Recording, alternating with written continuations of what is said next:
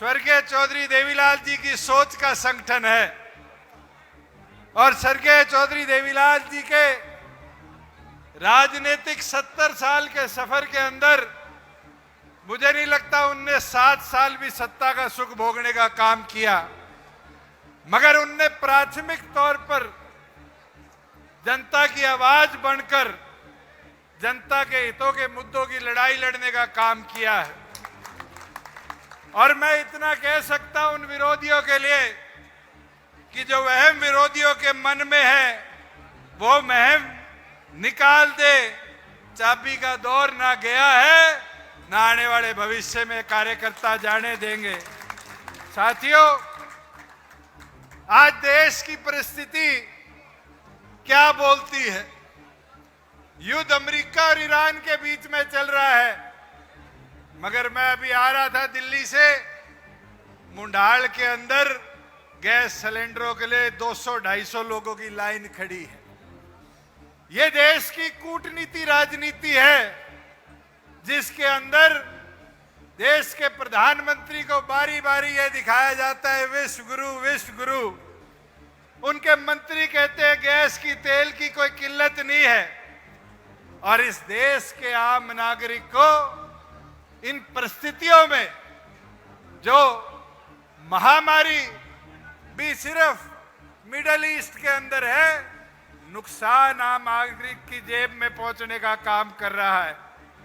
साथियों, ये समझने देखने की चीज है कि जो लोग ये बताया करते थे कि हिंदुस्तान की अर्थव्यवस्था बढ़ गई, आज विदेश से तेल लेने के लिए भी उन लोगों को ट्रंप की परमिशन लेने का काम करना पड़ता है। ली नहीं ली परमिशन, लिख के दिया ट्रंप ने, नहीं लिख के दिया कि 30 दिन के लिए हिंदुस्तान रशिया से तेल ले सकता है। इसका मतलब तो आज आर्थिक तौर पर देश को ये जो $500 बिलियन की चर्चा करी गई, आर्थिक तौर पर अमेरिका के हाथ में गिरवी रखने का काम हमारी केंद्र की सरकार ने कर दिया।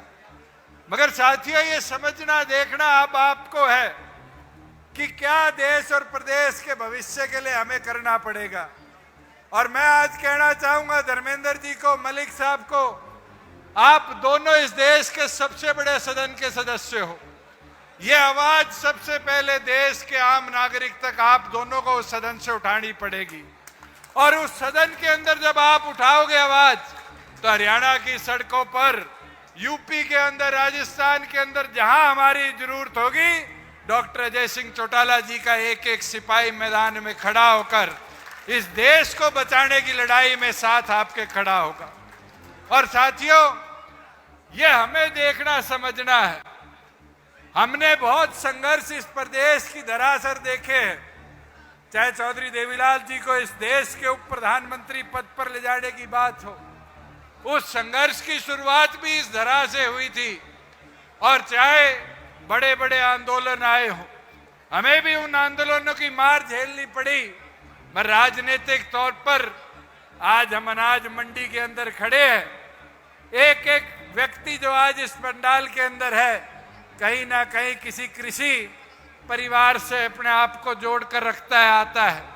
आप अपने दिल पर हाथ रखकर देखो, क्या जब आप सरकार में हिस्सेदार थे तो आपके राज के अंदर किसान का मंडी से उठान 2 दिन के अंदर और 2 दिन में उसके खाते में पैसा देने की व्यवस्था थी, नहीं थी? ये व्यवस्था इसलिए बन पाई कि आप लोगों का हिस्सेदारी राज के अंदर थी।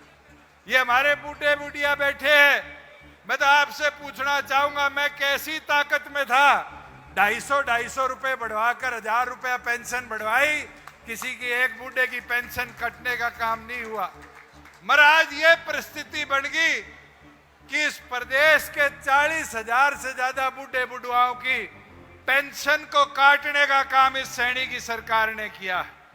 और साथियों, बजट जाता है इस प्रदेश का, मगर उस बजट का उद्देश्य हरियाणा को खुश करना नहीं होता, हरियाणा के कामों को, हरियाणा के नागरिक को प्रोत्साहित करना नहीं होता। उस बजट का काम होता है तो केवल मात्र पंजाब के चुनाव को देखना। मगर मैं आपको एक चीज आज बता देता हूं, ये ज्यादा दिन इनकी पोल खुलने में बस वक्त नहीं लगेगा। आज 13 तारीख है, 16 तारीख को राज्यसभा का चुनाव है और राज्यसभा के चुनाव में चाहे वो 16 का हो, चाहे 26 का, 22 का हो, चाहे ये चुनाव हो, आंकड़े दोनों पार्टियों के पास पूरे हैं, मगर तीसरा उम्मीदवार मैदान में है। और हरियाणा ने तो 2 चुनाव में देखा है, चाहे पर्ची कांड हो, चाहे शाही कांड हो, हरियाणा प्रदेश के विधायकों के अधिकारों को किस तरह लूटने का काम भारतीय जनता पार्टी की सरकार ने, कांग्रेस ने मिलकर किया था। और उम्मीद पूरी है कि अगले दिनों के अंदर एक पार्टी तो अपने आप को बीजेपी के हवाले गिरवी कराई और उसकी फोटो भी देखी होगी आपने, और जाकर क्या ज्ञापन दे के आते हैं कि मंडियों में किसान की हालात में सुधार हो। सारे मंडी में बैठे हो, कोई एक दाना आज के दिन मंडी में है? जब दाने मंडी में थे तब तो मुख्यमंत्री के पास नहीं गए, मगर राज्यसभा के लिए अपने 2 वोट गिरवी करने के लिए मंडी का बहाना लेकर मुख्यमंत्री के दरबार में पहुंच गए। साथियों, ये समझो देखो कि चौधरी देवीलाल जी की सोच में इस तरह गिरवी होना कभी लिखा था, मगर अब आपने फैसला करना है, आपने लड़ाई लड़नी है। मैं, मेरी माताएं बहनें बैठी है, अगले चुनाव में तो 33% हिस्सेदारी थारी भी हो जाएगी। आज मैदान संभालना शुरू करोगी तब जाके 3.5 साल में मैदान को सींचने का काम कर पाओगे। मेरी विनती प्रार्थना सबसे है कि अब लड़ाई मैदान की आपके हाथ में है। मुझे खुशी है कि हांसी हरियाणा का 23वां जिला बना है और ये सौभाग्य भी है कि मैं इस देश की पंचायत का, सबसे बड़ी पंचायत का अगर सबसे युवा सदस्य बनकर गया तो ये हांसी हिसार लोकसभा का हिस्सा था, ये अवसर मिला। और दूसरा सौभाग्य, जो सबसे बड़ा सौभाग्य है, ये भिवाड़ी के साथी बैठे हैं, डॉक्टर अजय सिंह चौटाला जी जब इस देश की पार्लियामेंट के सदस्य बने थे तब ये हांसी भिवाड़ी लोकसभा का हिस्सा था।